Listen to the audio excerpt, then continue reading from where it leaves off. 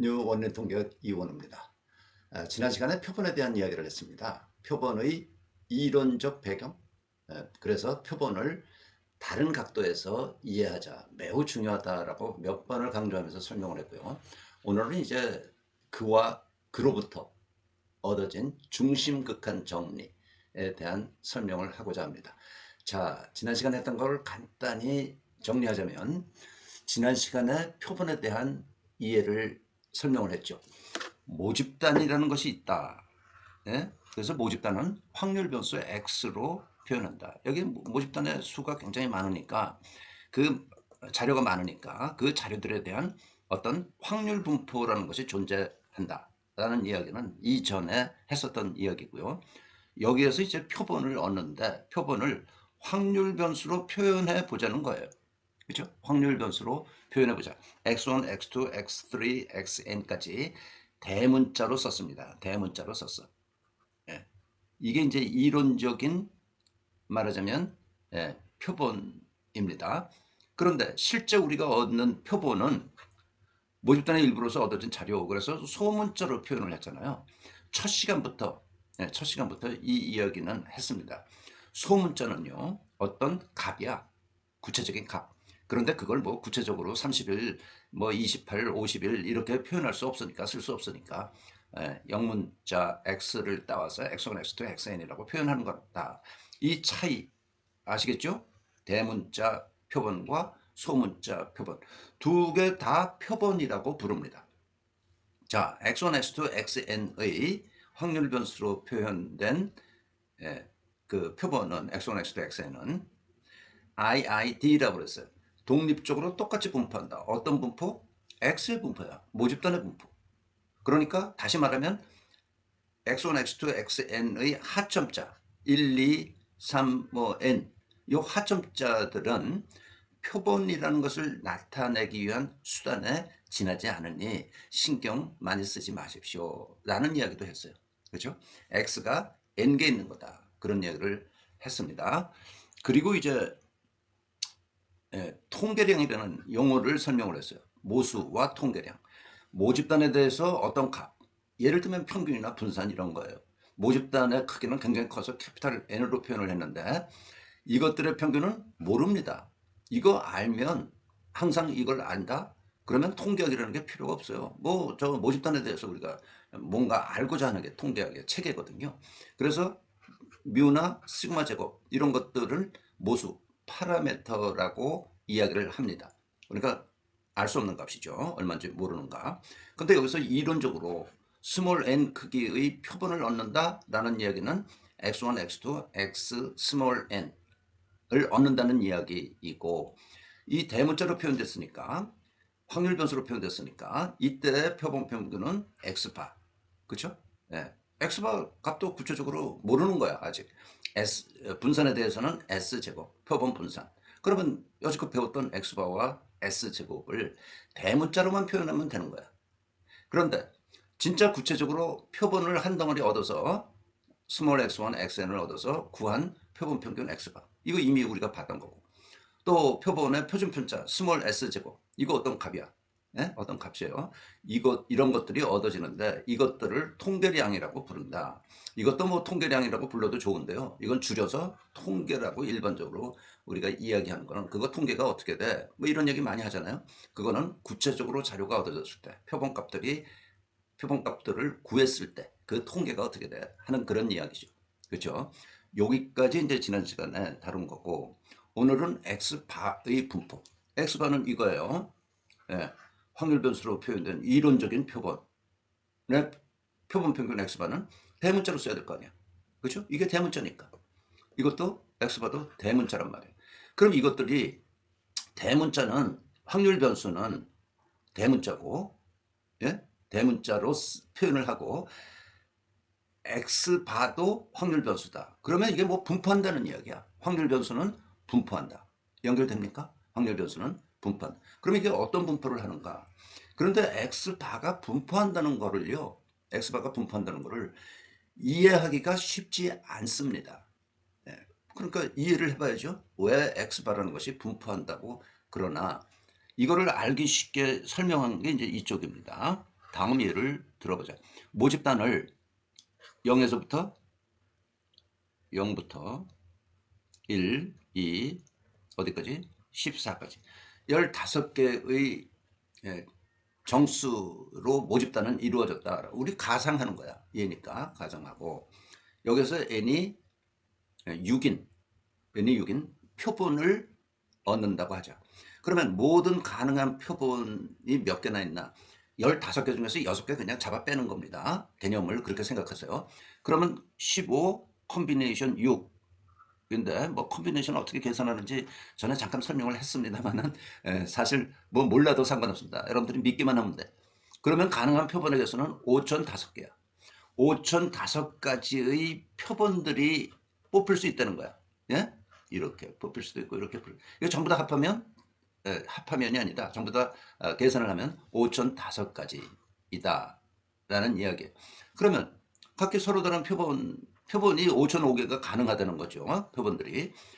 그런데 그렇다면 그때마다 각 표본에 대한 표본 평균들이 구해줄 수 있잖아요. 그렇죠? 네, 표본 평균들이 구해져. 몇 가지 예를 들었어. 만약에 2, 4, 6, 8, 10, 12로 딱 잡았다. 6개를 잡았다. 그럼 표본 평균은 이거 6개 평균 7이야. 1, 3, 4, 7, 8, 13으로 만약 뽑았다. 그러면 표본 평균은 6이고 0, 7, 8, 9, 10, 14를 골랐다. 뽑았다. 그러면 표본 평균은 8이야. 이런 것들이 몇 개? 5,005개가 있다는 거야. 예?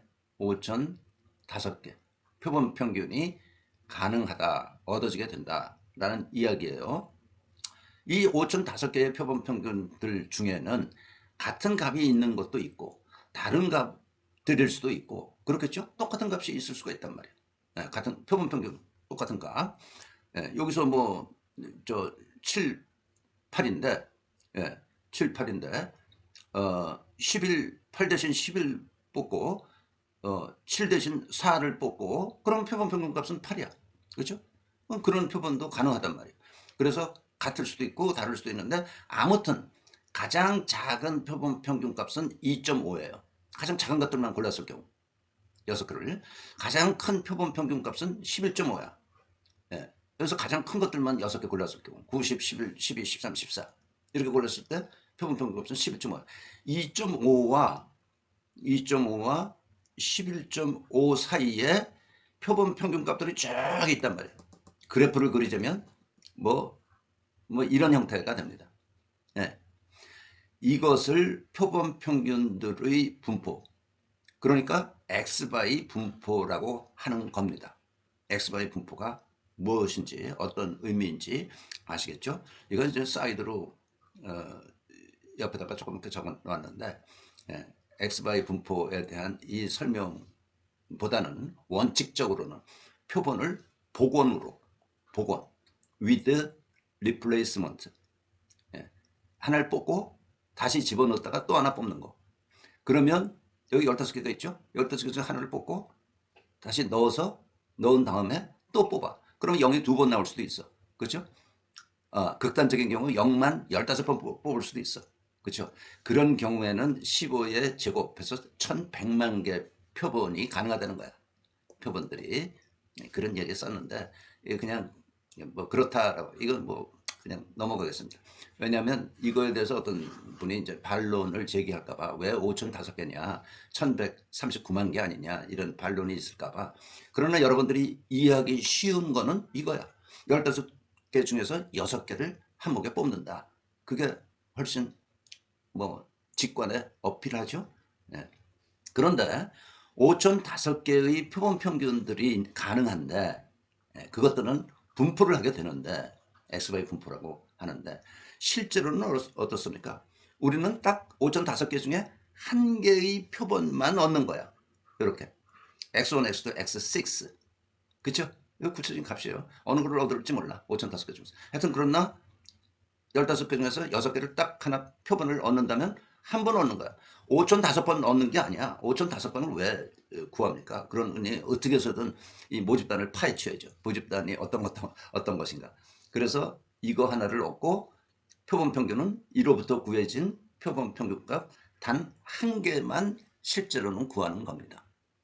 그러면 이 구한 표본 평균값 가지고 앞으로 통계학 이론이 전개돼 나가게 되어 있습니다. 이해됐습니까? 예. 이 부분에 대해서도 이 부분에 대한 제일 이해하기 난감한 게 이거야. X바의 분포. X바가 왜 무슨 분포를 해? 거기에는 확률 표본으로 표현된 그 X바 이해가 필요하고, 이와 같은 간단한 예를 통해서 여러분들이 표본 평균들이 정말 이렇게 많이 가능하니까 표본들이라는 것이 이렇게 많이 가능하니까 이렇게 많은 표본 평균들이 있겠구나. 그것들이 분포한다는 이야기구나. 그렇게만 이해하시면 됩니다. 됐습니까? 자, X바는 확률 분포예요. 미안합니다. 확률 변수야. 그러므로 X바는 확률 변수이기 때문에 어떤 확률 분포를 하고 평균과 분산이 있어. 네? 평균과 분산이 있는데, 평균과 분산만 잠깐 보고 넘어가겠습니다. 이제 요 다음 주제가 중심국한 정리인데요. 통계량 X바의 분포를 알아보자. 먼저 X바의 평균은 뭐냐? 이겁니다. 표본 평균들의 평균이야. 표본 평균들 전체의 평균이면 모집단의 평균이 있다라고 알 수 있겠죠?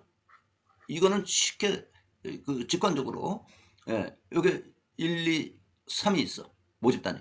그러면 표본을 n이 2인 표본을 얻으면 1, 2, 1, 3, 2, 3. 여기에서 이거는 1.5, 요건 2, 요거는 2.5. 표본 평균이. 그렇죠? 예. 요건 이제 표본이고 1, 2 모든 가능한 표본. 예. 이렇게 되고, 요거는 이제 표본 평균. 그에 대한 표본 평균이 1.5, 2, 2.5. 그러니까 요것들의 평균 내면 뭐예요? 2가 된다고. 이 모집단이 1, 2, 3이라고 그랬으니까 평균은 당연히 미우는 2가 되는 거죠. 그래서 표본 평균들을, 모든 표본 평균들이지, 그거에 기대값 평균은 모집단의 평균이 된다. 중요한 사실이죠. 이거 중요한 사실이에요. 예? 매우 중요한 부분이고, 분산은 모집단의 분산을 표본 크기 n으로 나눈 거야. x바의 분산은 n분의 시그마 제곱입니다. 이건 뭐 지금 현재로서는 간단하게 수식으로 뭐 증명이 되지만, 증명하는 과정도 여러분들이 뭐 필요 없을 것 같고요. 그래서 표본 평균의 분산은 모집단의 분산 시그마 제곱을, 모르는 값이에요. 시그마 제곱을 n으로 나눈 거구나. 그러면 n이 크면 어떻게 됩니까? n이 커지면 이 값이 작아지죠. x바의 분산은 작아진다. 거기까지만 오늘 설명을 하고 끝내겠습니다. 다음 시간에 해야 되겠네요. 뭐 좀 중요한 부분이기 때문에 좀 자세히, 조금이라도 더 많이 여러분들이 잘 이해할 수 있게끔 자세히 이야기를 풀다 보니까 좀 길어졌네요. 중심극 한정리 다음 시간에 하도록 하겠습니다. 수고하셨습니다.